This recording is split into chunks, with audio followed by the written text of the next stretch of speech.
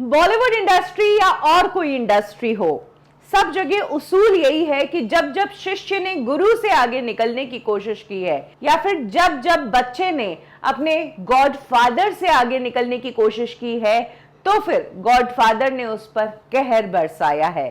और ऐसा ही कुछ हुआ है इमरान हाशमी के साथ। हम सब जानते हैं कि बॉलीवुड इंडस्ट्री में इमरान हाशमी को पैदा किया महेश भट्ट ने। भट्ट कैंप का इमरान हाशमी को बॉलीवुड इंडस्ट्री में स्टैब्लिश करने में बहुत बड़ा हाथ है। लेकिन यह बात भी सच है कि एक टाइम ऐसा भी था जब महेश भट्ट ने मीडिया में आकर इमरान हाशमी की लॉयल्टी पर सवाल उठाया था और ये याद दिलाया था कि उसका बाप मैं ही हूं। तो आज बॉलीवुड की बिगेस्ट फाइट में हम इमरान हाशमी और महेश भट्ट की फाइट के बारे में ही बात करेंगे। इमरान हाशमी महेश भट्ट के रिलेटिव है।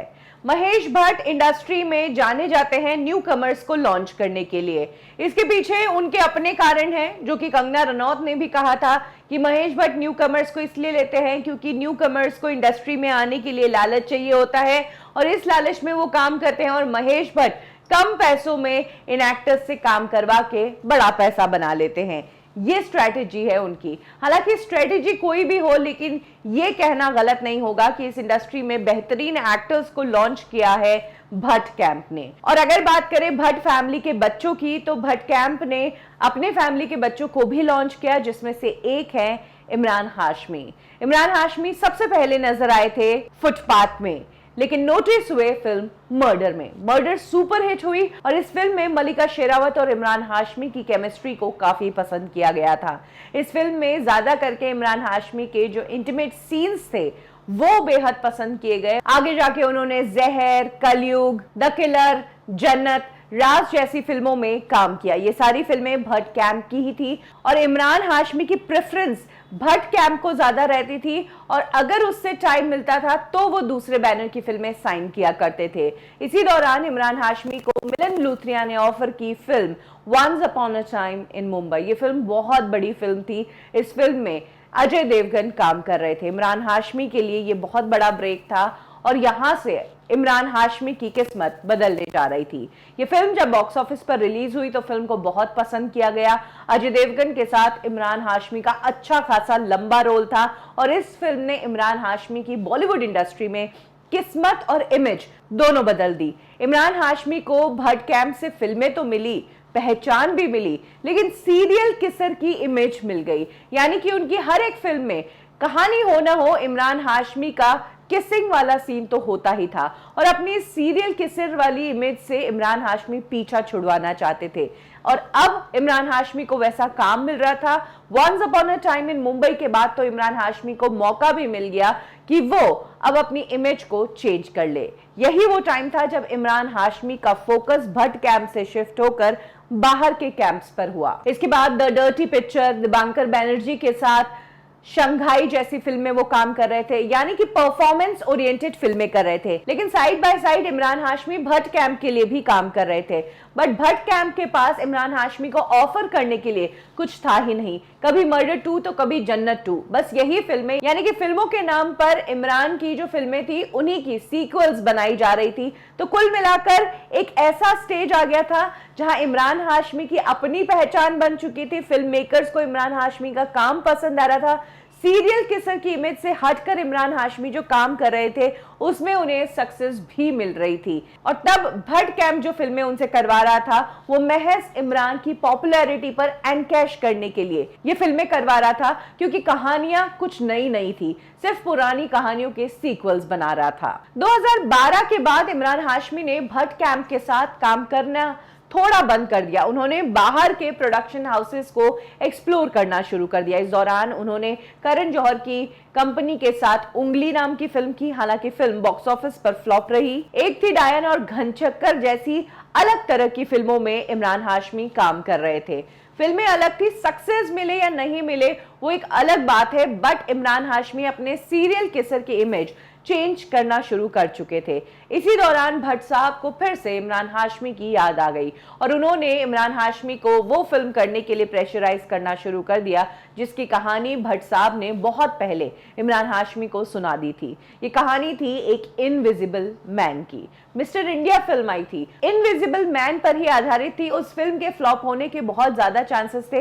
हालांकि फिल्म बेहतरीन बनी और बॉलीवुड इंडस्ट्री की कल्ट फिल्म बनी, लेकिन हर गायब होने वाले आदमी की फिल्म सुपरहिट नहीं होती। ये प्रोजेक्ट बहुत ही अनरियलिस्टिक लग रहा था, लेकिन उसके बावजूद क्योंकि महेश भट्ट इमरान हाशमी के रिलेटिव है, इसीलिए इमरान हाशमी को इस फिल्म के लिए हाँ कहना पड़ा। इस दौरान इमरान हाशमी राजा नटवरलाल नाम की फिल्म भी कर रहे थे और इमरान हाशमी का इंटरेस्ट इस फिल्म में ज्यादा था। वहीं राजा नटवरलाल फिल्म को लेकर महेश भट्ट कुछ खास खुश नहीं थे, क्योंकि इस फिल्म को बना रहे थे कुणाल देशमुख, जो कि भट्ट कैंप के ही डायरेक्टर थे और भट्ट कैंप से नए नए निकलकर वो अपनी फिल्म बना रहे थे। अपना प्रोड्यूसर उन्होंने खड़ा कर दिया था। यही बात महेश भट्ट की ईगो को थोड़ी चुभ गई कि उनके कैंप से निकले हुए लोगों को मार्केट में प्रोड्यूसर मिल रहे हैं, उनकी फिल्में बन रही है और इमरान हाशमी को भी अब बाहर काम मिलने लग गया है। और तभी महेश भट्ट इमरान हाशमी को लेकर बौखलाने लगे और फाइनली एक टाइम ऐसा आ ही गया जब महेश भट्ट ने मीडिया के सामने इमरान हाशमी को अपनी औकात याद दिलाई। ये बताया कि ब्रांड इमरान हाशमी को पैदा करने वाला तो मैं ही हूं। एक्चुअली हुआ यूं था कि मिस्टर एक्स और राजा नटवरलाल दोनों साथ के साथ चल रही थी, तो इस दौरान इमरान हाशमी ने मिस्टर एक्स को डेट देने के बजाय राजा नटवरलाल को 10 दिन डेट्स दे दी थी प्रमोशन करने के लिए। महेश भट्ट को यह बात बिल्कुल पसंद नहीं आई कि हमारी फिल्म की शूटिंग छोड़कर वो बाहर की फिल्म को प्रमोट कर रहा है, जबकि भट्ट कैंप तो इमरान हाशमी के खुद के घर का है। और यही बात महेश भट्ट ने मीडिया में भी बोली। उन्होंने कहा कि मिस्टर एक्स की शूटिंग हमें पूरी करनी थी, सिर्फ इमरान हाशमी के डेट्स नहीं देने के कारण अब हमें पूरा नया शेड्यूल तैयार करना पड़ेगा और दूसरे एक्टर्स की भी नई डेट्स लेनी पड़ेगी। इस बात से महेश और मुकेश भट्ट दोनों ही नाराज थे इमरान हाशमी से। महेश भट्ट ने तो आगे चलकर यह भी कहा कि इमरान ने मुझे इन्फॉर्म तो किया कि वो राजा नटवरलाल को प्रमोट कर रहे हैं, लेकिन इस बात से भी मैं नाराज हूं क्योंकि इमरान हमारे घर का एक्टर है, तो उसकी लॉयल्टी इस हिसाब से भट्ट कैंप की तरफ ज्यादा होनी चाहिए मार्केट के किसी और प्रोडक्शन हाउस के बनिस्बत। मुझे ये कहना पड़ेगा कि ब्रांड इमरान को बनाने वाले हम हैं, हम ही उसकी पेरेंट कंपनी है, तो उस हिसाब से उसकी लॉयल्टी हमारी तरफ ज्यादा होनी चाहिए। तो जहां महेश भट्ट का सोचना ये था, वहीं इमरान हाशमी भी काफी प्रोफेशनली बिहेव कर रहे थे। वो भट्ट कैंप के बाहर काम कर रहे थे, भट्ट कैंप के अंदर तो एक बार फिर भी वो समझा बुझाकर डेट्स आगे पीछे कर सकते हैं, लेकिन बाहर उन्हें प्रोफेशनली बिहेव करना ही पड़ेगा। इसीलिए इमरान हाशमी ने भी राजा नटवरलाल को ये डेट्स दी और वो अपने इस डिसीजन से टस से मस नहीं हुए।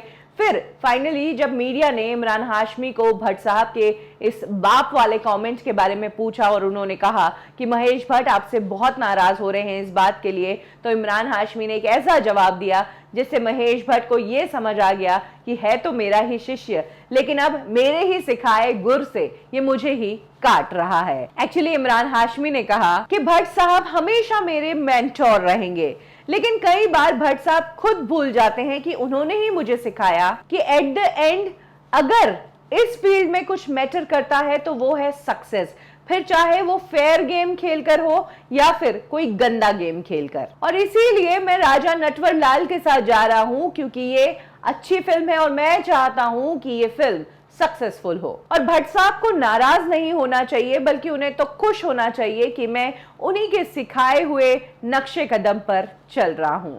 तो कुछ इस तरह से इमरान हाशमी ने तब भट्ट साहब को जवाब दे दिया था, जिससे उनकी बोलती बंद हो गई थी। हालांकि वक्त ने दोनों के रिश्ते को फिर से ठीक किया। इमरान हाशमी की 2-4 फिल्में फ्लॉप हुई, भट्ट साहब को कुछ खास फिल्में नहीं मिली, तो इसके बाद दोनों ने साथ में काम किया।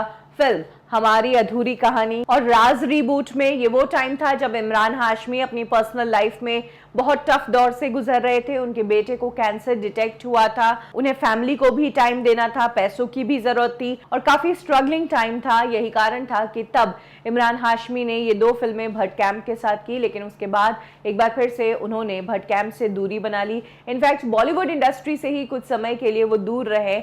अब इमरान हाशमी फिर से एक स्ट्रॉन्ग कमबैक करने की कोशिश कर रहे हैं, चेहरे फिल्म उनकी आने वाली है अमिताभ बच्चन के साथ, जिसका ट्रेलर काफ़ी प्रॉमिसिंग लग रहा है। और यही वो किस्सा है जब इमरान हाशमी ने भट्ट साहब को उन्हीं की सिखाई हुई चीज़ों से ये बताया कि तुम सिखाओ तो सही, और तुम्हारा ही सिखाया हुआ हम करें तो गलत कैसे। बॉलीवुड की बिगेस्ट फाइट में अभी के लिए बस इतना ही। फिर मिलेंगे बॉलीवुड की एक और स्टोरी के साथ। लाइक करें हमारा फेसबुक पेज बॉलीवुड ठिकाना, फॉलो करें हमें इंस्टा पे और सब्सक्राइब करें हमारा यूट्यूब चैनल बॉलीवुड ठिकाना।